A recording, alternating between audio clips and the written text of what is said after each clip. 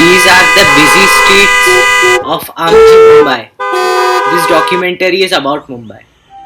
But now you can see this is the biodiversity of Amchi, Mumbai. Dr. Salim Ali called it the El Dorado of bird watching. Many people don't know about the flamingos of Ramsar wetlands.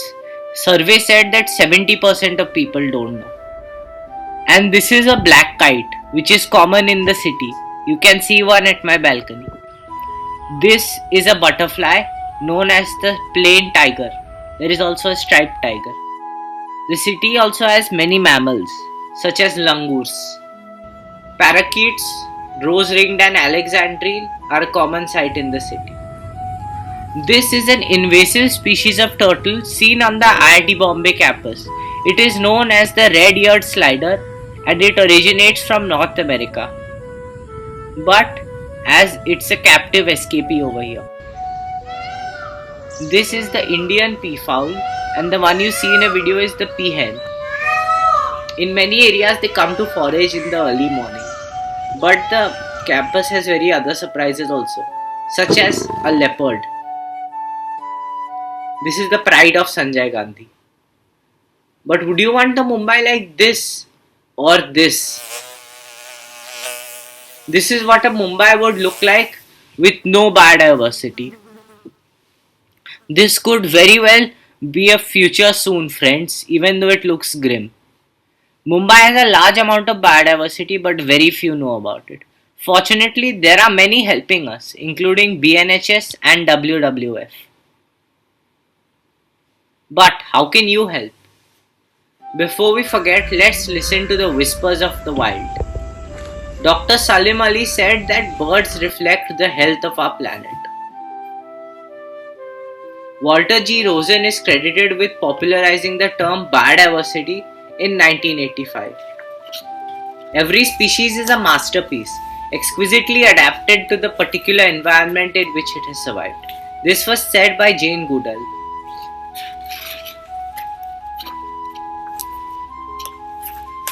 Biodiversity, short for biological diversity, is the variety of life on Earth.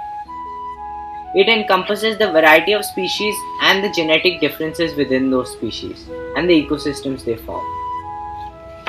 I made a survey of the biodiversity of Mumbai and these are some of the responses to them. Most of them noted that it was very appealing. The woods are lovely, dark and deep, but how many of our promises to them do we keep? Sadly, not many. Biodiversity is the product of long evolutionary processes, speciation, extinction, migration and adaptation acting across geological time. New species arise, populations diverge and ecosystems reassemble, producing the tapestry of life we see today. Trends in biodiversity are influenced by natural processes and by human activity. While evolution continues to generate diversity, human-driven habitat loss, pollution, invasive species, and climate change have accelerated extinction rates and altered natural patterns of diversity. Different habitats, forests, wetlands, grasslands, deserts, and urban green spaces support distinct sets of species. Wetlands and riparian zones often have high productivity and species richness for amphibians, fishes, and birds. Forests support rich insect, bird and mammal communities, and even small urban green patches can be biodiversity hotspots if they are connected and managed sensitively. Biodiversity underpins ecosystem services, pollination, nutrient cycling, water purification, flood mitigation, food, medicine, cultural values, and scientific knowledge. Conserving biodiversity is not only an ethical duty to other life forms, but essential for human well-being. This video is from my BNHS night field trip.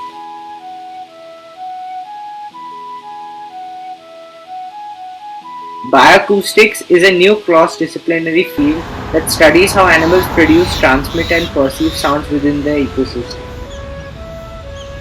For example, techniques such as passive acoustic monitoring allow scientists to record and analyze vocalizations over periods, often revealing the presence, activity patterns and interactions of species. The IIT Bombay campus is an exceptional urban wild mosaic. Although inside a metropolitan area, the campus, which is inside Mumbai, contains many forest patches, wetlands, and this is true for other hotspots of Mumbai also.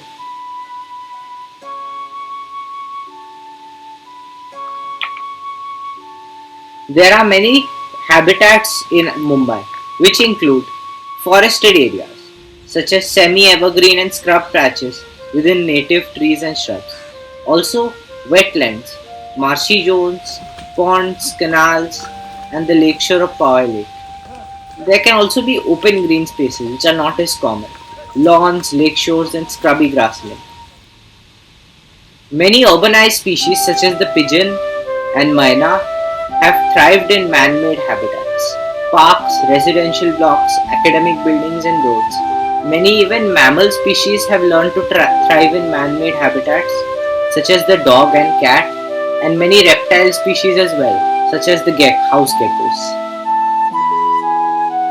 However, the community has a role in this. Students, faculty, and residents contribute to local biodiversity surveys, awareness drives, and citizen science platforms such as iNaturalist and eBird. Local community participation in waste reduction and habitat restoration is essential to preserve the biodiversity of Mumbai. Some human threats include plastic bags and other non-biodegradable waste near Powai Lake and other marshy areas, disturbances from vehicular traffic, construction and residential activity, and human-wildlife conflict and restricted movement, especially with larger species such as cheetal, sambar, crocodiles and venomous snakes. I also took the Aman Daycare students for a nature walk, learning behind the walls of the classroom. I also took part of an initiative called Biodiversity Buddies in this. Along with this, not only outside the classroom, but inside the classroom, I taught the children of Aman Daycare about ecology. Wildlife survives not only in remote forests, but wherever humans allow space, tolerance, and respect. This is a video of a koel on the IIT Bombay campus as well.